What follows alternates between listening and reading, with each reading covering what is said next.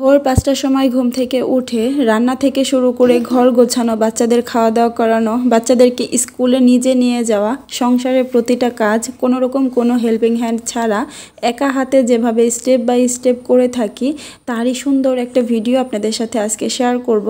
আশা করি আজকের ভিডিও জুড়ে আপনারা আমার সঙ্গেই থাকবেন, আপনাদের কাছে বেশ ভালো লাগবে। আসসালামু আলাইকুম, কেমন আছেন আমার প্রিয় আপুরা? আশা করি আল্লাহর রহমতে যে যেখানেই আছেন সবাই অনেক অনেক ভালো আছেন এবং কি সুস্থ আছেন। নতুন আরও একটি দিনে নতুন আরও একটি ভিডিও শেয়ার করতে যাচ্ছি ফরহাদ চ্যানেল থেকে। আমি রিমা। আজকে ভোর একদম ৫টার সময় থেকে আপনাদের সাথে ভিডিওটা করা শুরু করেছি। বাহিরে কিন্তু দেখতেই পেয়েছেন আকাশে এখনও কিন্তু সূর্য দেখা যাচ্ছে না, তবে সূর্য উঠি উঠি ভাব, একটু লাল বর্ণ হয়েছে আর কি। এই সময়টা কিন্তু বাহিরে খোলা আকাশের নিচে হাঁটাহাঁটি করতে বা ছাদে হাঁটাহাঁটি করতে খুবই ভালো লাগে। তবে আমরা যারা মায়েরা আছি তো আমাদের তো আসলে 10 মিনিট অবসর বসারই টাইম নেই। খোলা আকাশের নিচে বা ছাদে হাঁটাহাঁটি করার তো কোনো সুযোগই নেই। আমরা জাস্ট এগুলো চিন্তা করে মনে মনে একটু শান্তি নিতে পারি, এই আর কি। তো বারান্দায় দাঁড়িয়ে একটু বাহিরের অবস্থাটা দেখেই চলে এসেছি কিচেনে, কারণ ঝটপট রান্না করতে হবে, নয়তো বা রান্নাগুলো শেষ করে উঠতে পারবো না এবং কি 7টার মধ্যে হাজব্যান্ডকে খাইয়ে অফিসে দিতে পারবো না। যতই আমি রান্না বাড়া সব কিছু করি না কেন, আমি যদি টাইমের মধ্যে শেষ করতে না পারি সংসারে কোনো কাজই কিন্তু ঠিকঠাক হবে না। কাজ কিন্তু শুধু করলেই হয় না, অবশ্যই টাইম মেনটেন করে পরিস্থিতি বুঝে গুছিয়ে কাজ করতে পারাটাই হচ্ছে মূল বিষয়। আমার হাজব্যান্ড যেহেতু সকাল 7:30টার মধ্যে অফিসে চলে যাবে, তো অবশ্যই 7টার মধ্যে আমার রান্নাটা শেষ করতে হবে, নয়তো আমার হাজব্যান্ড খেয়ে যেতে পারবে না। আর আমি যতই রান্না বাড়া করি না কেন, যদি হাজব্যান্ডকে খাইয়েই না দিতে পারি তাহলে এই রান্নার কিন্তু কোনো মূল্য নেই আমার কাছে, কারণ সারাদিন আমার গলা দিয়ে খাবার নামবে না। তো এই কারণে আমি চেষ্টা করি রান্না যখন করবই একটু আগে ভাগে করার জন্য, যাতে করে আমার হাজব্যান্ডকে খাইয়ে দিতে পারি। অন্তত একটা তরকারি হলেও যেন সেটা দিয়ে তাকে খাইয়ে দিতে পারি।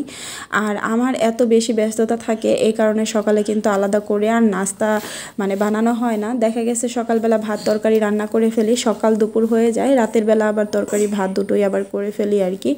সারাদিন যাতে একটু রিল্যাক্স থাকতে পারি, বাচ্চাদের নিয়ে মাদ্রাসাতে দৌড়াদৌড়ি করতে পারি এবং কি ঘরের কাজ, মোবাইলের কাজ সব যেন করতে পারি, বিজনেসের কাজ, এগুলো নিয়ে যেন আর কি সময়টা পার করতে পারি।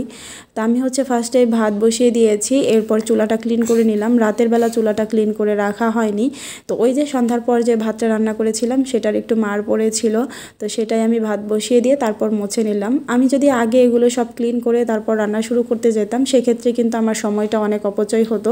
এই কারণে আমি আগে ভাতটা বসিয়ে দিয়েছি, এরপরে চুলাটা ক্লিন করেছি, এতে করে আমার ভাতও হতে থাকবে, ওদিক থেকে আমার চুলাটাও ক্লিন করা হয়ে গেল। এখন ডালটা বসিয়ে দিচ্ছি, যেহেতু ডাল রান্না করব, ডালটা বসিয়ে দিয়ে কাটাকুটো করতে থাকলে কিন্তু আমার ডালটাও সিদ্ধ হয়ে যাবে, ওদিক থেকে ভাতও সিদ্ধ হয়ে যাবে, আর এদিক থেকে আমার তরকারি কাটাকুটো হয়ে গেলে পরবর্তীতে আমি তরকারিটা বসাতে পারবো। অনেকে আছে দুই চুলাতে একসাথে রান্না করতে পারে না, তারা বুঝে উঠতে পারে না, দুইটা একসাথে ম্যানেজ করতে পারে না। আমি কিন্তু আলহামদুলিল্লাহ সবসময় দুই চুলাতে একসাথে রান্না করতে পছন্দ করি। একটা চুলাতে রান্না করার কথা শুনলেই আমার মনে হয় যে কয় ঘন্টা পরে রান্না করব, এভাবে তো আসলে রান্না করে জীবন চলবে না, কারণ আমার সংসার জীবনের শুরু থেকে আমি দুইটা চুলাতেই রান্না করে অভ্যস্ত, আর আমার কাছে এভাবেই সব থেকে বেশি সহজ মনে হয়। আজকে শুধু ডাল রান্না করলাম বিধায় না, যদি তরকারি হতো তাহলে কিন্তু আমি চট করে তরকারি কোনো রকম কেটে সাথে সাথে বসিয়ে দিতাম, এতে করে কিন্তু একটাতে ভাত আর একটাতে তরকারি হতো। আর আমি যেহেতু ভোরে রান্না করি এই কারণে মাছ মাংস যেটাই আমার বের করার প্রয়োজন পড়ে সেটা কিন্তু আমি মাঝরাতে যখন উঠি বাচ্চার জন্য সেই সময় কিন্তু আমি ফ্রিজ থেকে বের করে রাখি। তো পানিতে দেই না, একটা গামলায় করে বা বাটিতে করে বের করে রাখি, দেখা গেছে এমনিতেই কিন্তু একদম নর্মাল হয়ে থাকে। এই কারণে সকালবেলা কোনো রকম কাটাকুটি করে আমি তরকারিটা বসিয়ে দিতে পারি, আমার আর মাছ বা মাংস ভেজার জন্য যে এক্সট্রা সময় সেটা আর লাগে না। কি খুব সিম্পল রান্না করব, ঢেঁড়স ভাজি করব, বরবটি ভাজি করব, ডাল রান্না করব। গত কয়েকদিন গরুর মাংস, মুরগির মাংস, মাছ এত বেশি খাওয়া হয়েছে, এ কারণে ভেবেছি যে আজকে আর মাছ রান্না করব না, যদি প্রয়োজন পড়ে সন্ধ্যার পর করে নিব। গত কয়েকটা ভিডিওতে আপনাদের সাথে রান্নাটা ওইভাবে শেয়ার করা হয়নি, আর আমি যেহেতু একদিন পর পর ভিডিও শেয়ার করছি এই কারণে কন্টিনিউ যা করা হচ্ছে সেটাও আপনাদের সাথে শেয়ার করা হচ্ছে না। তো এই কারণে কিন্তু আপনারা জিনিসটা দেখতে পারছেন না বা বুঝতে পারছেন না। এখানে দেখেন আমি ডাল যেহেতু সিদ্ধ বসিয়ে দিয়েছিলাম আর ভাতটাও একটু সময় লাগে হতে, এ কারণে সব কিছু আমি কাটাকুটো করে একদম গুছিয়ে নিতে পেরেছি। এখন হচ্ছে আমি একটা করে চুলায় বসিয়ে দিব, রান্না হবে আর তার পাশাপাশি ঘরের কাজ করব। এই যে এখন কিন্তু আমি ভাজি বসিয়ে দিয়েছি আর রান্নাটা হচ্ছে অফ ক্যামেরাই করে নিচ্ছিলাম। তো ভাজি বসিয়ে দিয়ে আমি ডাইনিং টেবিলটা খুব ভালো করে ক্লিন করে নিচ্ছি। ডাইনিং টেবিলের উপরে যে রান্নাটা আছে সেটা হচ্ছে ক্লিন করার প্রয়োজন ছিল, এ কারণে ওটা হচ্ছে আমি উঠিয়ে নিয়েছি, ওটা ওয়াশ করব আর নতুন একটা রান্নার বিছিয়ে দিচ্ছি। আসলে নতুন না, এটা আমি এর আগে ইউজ করেছি, আমার নিজের হাতে তৈরি কুশি কাটার। আমার কাছে কিন্তু আমার নিজের তৈরি প্রোডাক্ট অনেক বেশি ভালো লাগে, সেই সাথে আমার প্রিয় আপুরাও অনেক বেশি পছন্দ করেন। প্রতিনিয়ত আপুরা কুশি কাটার প্রোডাক্টের জন্য এত বেশি মেসেজ করেন, আসলে সব আপুদেরকে না বলতে হয়। আমি মানে খুবই কষ্ট পাই, খুব খারাপ লাগে, যেহেতু কাজটা আমি জানি তবে আপুদের অর্ডার নিতে পারছি না। তবে আমার যেহেতু ছোট বাচ্চা দুইটা, সেই সাথে আবার হেয়ার অয়েলের বিজনেস, সব কিছু নিয়ে এখন কুশি কাটার যে এক্সট্রা সময় এটা আমি আর দিতে পারছি না, এ কারণে কোনো আপুদের আর অর্ডার নিতে পারছি না। তো যেসব আপুরা জানেন না তাদের উদ্দেশ্যে বলে দিলাম, এখন কিন্তু কুশি কাটার অর্ডার নেওয়া বন্ধ আছে। তো আপুরা আসলে অর্ডার করলেও কিন্তু এখন আমি অর্ডার নিতে পারবো না। আমার কিন্তু অফ ক্যামেরাতে রান্নাও হয়ে গিয়েছে, এর মধ্যে কিন্তু আমি আরও অনেক কাজই করে নিয়েছি। সব কিছু তো আর আসলে অন ক্যামেরায় করা যায় না, তাহলে আপনারা নিজেরাও ভিডিও দেখতে দেখতে বোরিং হয়ে যাবেন। তো এই কারণে যতটুকু দেখানো সম্ভব ততটুকুই দেখাচ্ছি। আবার এর ফাঁকে ফাঁকে কিন্তু ফেসবুক পেজের জন্য ভিডিও তৈরি করতে হচ্ছে, সেটাও করে নিচ্ছিলাম। এই যে রোজার বাবা কিন্তু ঢেঁড়স ভাজি দিয়ে খেয়ে গিয়েছে আর বরবটি ভাজি ডাল কোনোটাই খায়নি।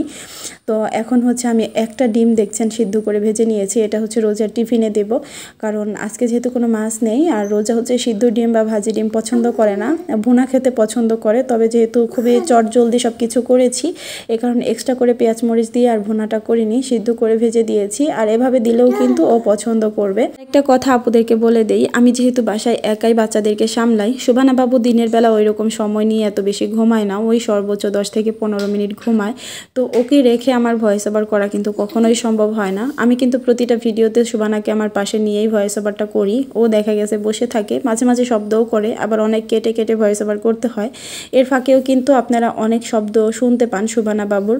তো বিষয়টা প্লিজ ক্ষমা সুন্দর দৃষ্টিতে দেখবেন। আপুরা যেহেতু খুব ভালোবেসে আমার ভিডিওগুলো দেখেন, আশা করি আমার এই পরিস্থিতিটাও আপনারা বুঝতে পারবেন। মনে করবেন যে ও ব্যাকগ্রাউন্ড একটা মিউজিক হিসেবে মানে বাজছে আর কি। তো কিছুই করার নেই আসলে আপু, আমি একদম নিরুপায়, কারোর কাছে বাচ্চাকে রেখে যে ভয়েস করবো এটাও সম্ভব না। তো আমি হচ্ছে এখন কিচেনটাকে খুব ভালো করে ক্লিন করে নিব, পুরো কিচেনটাই। আমি হচ্ছে রান্নার শেষেই চেষ্টা করি রান্নাঘরটা খুব ভালো করে মুছে ক্লিন করে নিতে। আর আপুদের কাছে আরও একটা বিষয় জানতে চাই, সেটা হচ্ছে মাছি দূর করার কোনো কিছু যদি আপনাদের জানা থাকে আমাকে একটু কমেন্টে জানাবেন। তো আপুরা, মাছির উপর আমি এত বেশি বিরক্ত, কি বলবো, আমার বাসাতে অতিরিক্ত পরিমাণে মাছি। আমি কিন্তু কোনো রকম কোনো ময়লাও জমাই না, প্রতিদিনই একবার দুইবার করে ময়লা বাইরে ফেলে দেই, এরপরও এত মাছি কোথা থেকে আসে মানে বুঝেই উঠতে পারছি না। তো মাছি দূর করার কোনো টিপস যদি আপনাদের জানা থাকে তাহলে কিন্তু আমাকে কমেন্টে জানাবেন আপুরা, আমার অনেক বেশি উপকার হবে। আর এখন হচ্ছে আমি একটা টাওয়ালের সাহায্যে পুরো চুলা, সেই সাথে চুলার আশপাশ এবং কি কাউন্টার টপ সব কিছুই মুছে ক্লিন করে নিব, কারণ রান্না করতে গেলে আশেপাশের পুরো জায়গাটাই কিন্তু তেল চিটচিটে হয়ে যায়। আর দেখা গেছে কয়েকদিন পরই তো রান্নাঘরটা আরও একটু ভালো করে ক্লিন করে নেই, কারণ যে কোনো জিনিস আপনি পরিষ্কার পরিচ্ছন্ন চকচকে রাখতে হলে কিন্তু আপনাকে খুব ঘন ঘন সেটা ক্লিন করতে হবে। তবে রুমের অন্যান্য জায়গা ক্লিনের থেকে আমার মনে হয় কিচেন ক্লিন করাটা একটু কষ্টের, এবং কি কিচেনটা নোংরাও বেশি হয় আর কি। আমার যেসব আপুরা এখন পর্যন্ত আমার ভিডিও দেখছেন কিন্তু ভিডিওটিতে একটি লাইক দেননি, সেই সব আপুদেরকে বলবো প্লিজ আপুরা ভিডিওটিতে একটি লাইক দিয়ে দিবেন। সেই সাথে আপনাদের যে কোনো মতামত কিন্তু কমেন্ট বক্সে জানাবেন। আপনাদের কমেন্ট পড়তে এবং কি রিপ্লাই করতে আমার অনেক বেশি ভালো লাগে। সেই সাথে যারা আজকে নতুন আমার চ্যানেলটি ভিজিট করেছেন, আপনারা চাইলেই কিন্তু আমার চ্যানেলটি সাবস্ক্রাইব করে আমার চ্যানেলের সঙ্গেই থেকে যেতে পারেন। আশা করি আপনাদেরও আমার চ্যানেলের পরবর্তী ভিডিওগুলো ভালো লাগবে, এবং কি যত ভিডিও আপলোড করেছি সেগুলোও যদি ভিজিট করেন সেগুলোও ভালো লাগবে। তো এই যে কিচেনটা পরিষ্কার করার পর কিন্তু খুবই সুন্দর চকচকে ঝকঝকে লাগছিল, মনে হচ্ছিল একদম নতুন একটা কিচেন। আসলে সবসময় এরকম পরিপাটি করে রাখতেই কিন্তু বেশি ভালো লাগে, তবে সেটা যেহেতু সম্ভব হয় না, রান্না করতে গেলে অবশ্যই নোংরা তো হবেই, কিছুই করার নেই। তবে সময় করে একটু ক্লিন করে নিলেই কিন্তু সুন্দর গোছানো থাকে। আমার বাসাতে কিন্তু যেহেতু আমার বাবু ফর্মুলা মিল্ক খায়, ফর্মুলা মিল্কের কৌটা কিন্তু অনেকগুলো, তো বেশ অনেকগুলোই হচ্ছে বয়ম খালি হয়ে গিয়েছিল, মানে দুধ শেষ হয়ে গিয়েছিল, আবার অন্যান্য কিছু রেখেছিলাম সেগুলোও শেষ হয়ে গিয়েছিল, সবগুলো ধুয়ে দিয়েছি। আবার নতুন করে চানাচুর বিস্কিট এগুলো সব কিছু দিয়ে রিফিল করে নিব আর কি। এরপরে কিন্তু আমি দুই বাচ্চাকে খাইয়ে দাইয়ে নিয়েছিলাম, আমি কিন্তু বেশ কিছু কাপড় চোপড়ও ধুয়েছিলাম, ঘর দোর ঝাড়ু দিয়ে একদম বিছানাপত্র গুছিয়ে সব কিছু একদম ঠিকঠাক করে নিয়েছি। করেছি অফ ক্যামেরাতে, ওগুলো আর আজকে কোনো কিছু শেয়ার করা সম্ভব হয়নি। তো এখন হচ্ছে রোজাকে একদম রেডি করিয়ে নিজেও রেডি হয়ে চলে যাচ্ছি রোজার মাদ্রাসাতে। এখন হচ্ছে 9:30 বাজে আর আমি বাসা থেকে বেরিয়ে যাচ্ছি। ওর 10টা থেকে মাদ্রাসা। আমার টার্গেট থাকে 8:30টার মধ্যে ঘরের সমস্ত কাজ শেষ করার জন্য। 8:30 থেকে আমি শুরু করি রোজাকে খাবার খাওয়ানো, শুভানাকে খাবার খাওয়ানো, আমি নিজে খাবার খাওয়ার। আমার 2টা বাচ্চাই যেহেতু ছোট, ওরা খাবার খেতে কিন্তু বেশ অনেকটা সময় লাগিয়ে ফেলে। তো খাবার খাওয়া দাওয়া করানোর পর আবার হচ্ছে মেয়ের টিফিন গুছিয়ে দেওয়া। ওর হাতে যে ব্যাগটা দেখতে পাচ্ছেন এটার মধ্যে কিন্তু ওর টিফিন।